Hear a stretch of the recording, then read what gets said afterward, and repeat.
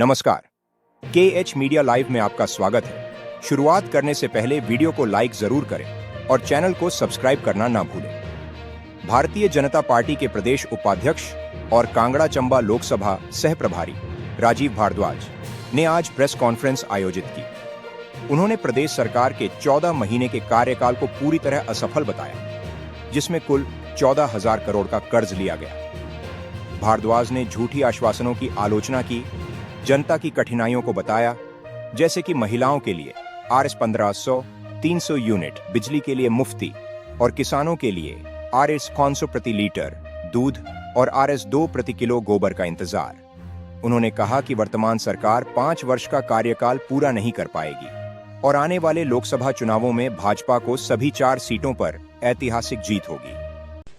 कि जब से ये भारतीय कांग्रेस की सरकार बनी है हिमाचल, तब से ये स्थिति है कि अपने लंबे राजनीतिक इतिहास में देखिए या लंबे राजनीतिक कैरियर में देख लें, कई सरकारें बनती और बिगड़ती हम लोगों ने देखी हैं, लेकिन इतनी जल्दी किसी सरकार की चमक समाप्त हो जाए, ये पहली बार देखने में आया। ये सरकार बनी, आदरणीय सुखविंदर सिंह सुक्खू जी इस प्रदेश के मुख्यमंत्री बने, लेकिन सरकार बनने के करीब 10 दिन के बाद इस सरकार ने ऐसे निर्णय लेने शुरू कर दिए,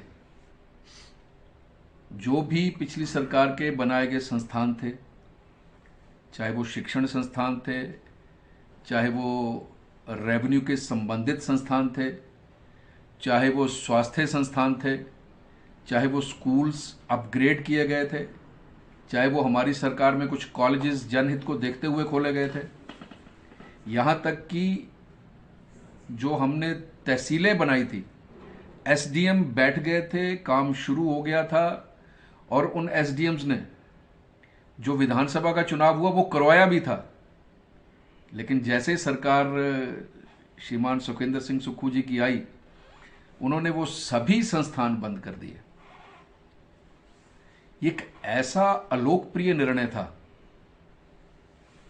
ये जो संस्थान खोले गए थे, ये संस्थान केवल भारतीय जनता पार्टी के कार्यकर्ताओं के लिए नहीं खोले गए थे, ये संस्थान जनहित में खोले गए थे। इस संस्थान जो खोले गए थे उनका फायदा सभी को मिलना था, लेकिन मुझे बहुत हैरानी हो रही है कि कौन इस सरकार का उस समय का सलाहकार था कि जिन्होंने ऐसा सलाह उनको दे दी और ये सारे काम उन्होंने शुरू कर दिए। और उस दृष्टि से मैं कह सकता हूं कि जैसे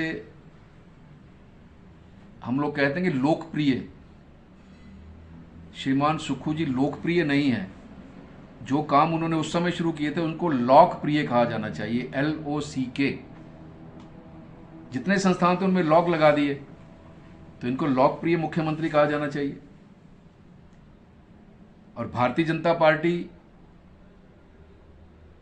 हिमाचल की राजनीति के इतिहास में पहली बार मुझे लगता है कि कोई सरकार बने अभी 15 दिन हुए हों और विपक्ष को अपनी बात रखने के लिए सड़कों पर उतरना पड़ गया। तो पहला तो मैं ये कहना चाहता हूं कि सरकार बनने के 15 दिन के भीतर एक ही ऐसी सरकार है जिसकी चमक समाप्त हो गई। और ये सरकार कैसे बनी? झूठी गारंटियां, और आप सबके ध्यान में है क्या क्या गारंटीज इस सरकार ने लुभाने के लिए जनमानस को दी, बरगलाने के लिए दी। अब उन गारंटियों को आज इस सरकार को बने हुए करीब 14 महीने हो गए, लेकिन आज तक उन गारंटीज का कोई ध्यान इस सरकार को नहीं है। प्रदेश के युवाओं को गारंटी दी गई थी, महिलाएं 1500 रुपए का इंतजार कर रही हैं, वो कब आएगा? युवाओं को गारंटी दी गई थी हर साल 1 लाख रोजगार नौकरियां कांग्रेस की सरकार यदि सत्ता में आएगी तो वो देगी। मतलब 5 साल में 5 लाख युवाओं को नौकरियां देने का वादा इस कांग्रेस की सरकार ने किया था। आज युवा नौकरियों का इंतजार कर रहे हैं। मेरा प्रश्न है इस प्रदेश की सरकार से कि सरकार बने हुए 14 महीने हो गए हैं। 14 महीने के हिसाब से कम 1,05,000 नौकरियां दे दी जानी चाहिए थी। इस सरकार ने एक और गारंटी दी थी। इस सरकार ने गारंटी दी थी कि 680 करोड़ रुपए का बजट युवाओं के लिए स्टार्टअप योजना में दिया जाएगा। आज वो स्टार्टअप योजना 680 करोड़ रुपए का इंतजार कर रही है। एक और गारंटी इन्होंने दी थी कि ये जो दूध उत्पादक हैं पूरे हिमाचल प्रदेश में, सरकार को बनने दीजिए। जिस दिन सरकार शपथ ग्रहण करेगी उसके 1 महीने के अंदर सरकार हर दूध उत्पादक से 100 रुपये लीटर दूध के हिसाब से 10 लीटर दूध हर दूध उत्पादक से खरीदेगी। इन्होंने गारंटी दी थी कि गोबर खरीदेंगे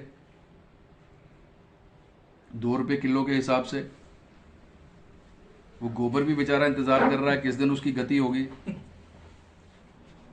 तो ये परिस्थिति है हिमाचल प्रदेश में आदरणीय सुखविंदर सिंह सुक्खू जी की सरकार की। आज इनका 14 महीने का लेखा जोखा देख लें तो उस हिसाब से यदि इनको ग्रेडिंग दी जाए तो 0/10 दी जाएगी। कर्ज के बोझ तले ये सरकार दबी पड़ी है। 14 महीने सरकार को बने हो गए। 14 महीने सरकार को बने हो गए। 14,000 करोड़ का कर्जा ये सरकार ले चुकी है। 2007 से 2012 तक 5 साल में धूमल जी ने 7466 करोड़ का कर्ज लिया था। 5 वर्षों में 7466 करोड़ का कर्जा लिया था। और जब धूमल जी सत्ता में आए थे उस समय इस प्रदेश के ऊपर 21,241 करोड़ का कर्जा था जब धूमल जी ने सत्ता संभाली थी। जयराम ठाकुर इस प्रदेश के मुख्यमंत्री बने, उनका मैं लेखा जोखा आपको दे दूं। उन्होंने 17,829 करोड़ का कर्जा लिया था पूरे 5 वर्षों में। खबरों के इसी तरह के रोजाना अपडेट के लिए चैनल को सब्सक्राइब करना न भूलें। देखते रहिए KH मीडिया लाइव।